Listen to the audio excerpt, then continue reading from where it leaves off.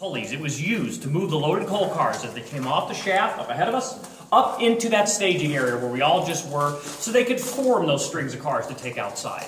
Now, like I touched on at the platform, large pieces of equipment like the hoisting equipment you see back in here, again, steam was the main mode of power for many years. It was not until you got into the 1920s that you then would see pieces like this being electrified. All right, folks, we're going to be heading up towards this fence.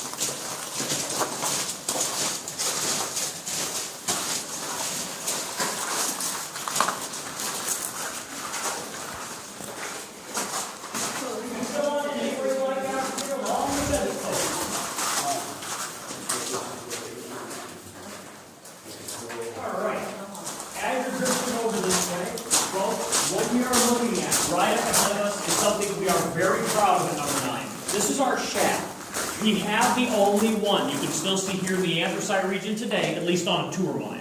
Others have been capped, filled in, or lost to time in progress. This is what we consider a two-compartment shaft, because as you can see, it has two independently operable elevator cages. If we could follow the two heavy steel cables above each cage all the way up to the surface, some 240 feet up, you would all get to see what's in this photo behind me. This is our head frame. It is up on the surface today. However, it's up on the mountain in the middle of nowhere, so we can't bust y'all up there to show you. But both of those cables go up the shaft, come out, and go over these two large wheels in the front of the head frame known as shiv wheels. The cables then went down the mountain a little bit to a hoisting engine that was in a brick building. This is where the hoist operator or hoist engineer is stationed for his 10-hour shift. He is the one in control of these two cages.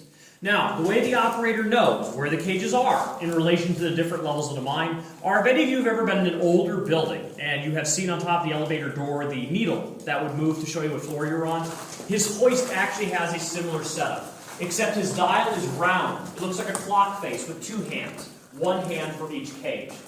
Now, the way the operator knows whether to start, stop, go up, down, faster, slower, is through a series of audible signals. Years ago, steam whistles, very commonly used. Today, however, we do use electric bells or buzzers. One bell to go up, two to go down, three to stop, things along those lines. Now, if we look at the cages themselves, folks, you will notice that each has a heavy steel roof. This roof is known as a bond. It is there as a protection for you as a miner riding between the different levels. It was not uncommon. Over the years, pieces of wood, rock would come loose, far up shaft, fall down. That piece of steel will protect you.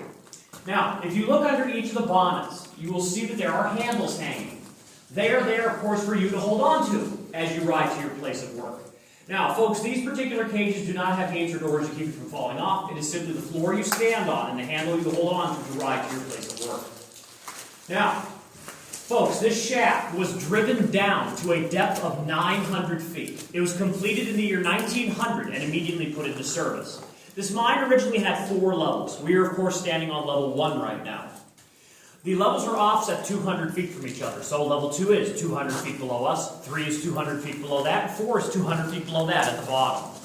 Now, the last time either of these two cages saw any use was February of 1960. They have been parked right here ever since. From that time up until 1972, when this mine actually closed, they were simply mining the coal left easy to get on the outer parts of level 1. At that time, they did not need to go any deeper. Now, on that same note, folks, we have not pumped a drop of water here at this mine in many decades. We've not needed to. It's also very costly to pump water.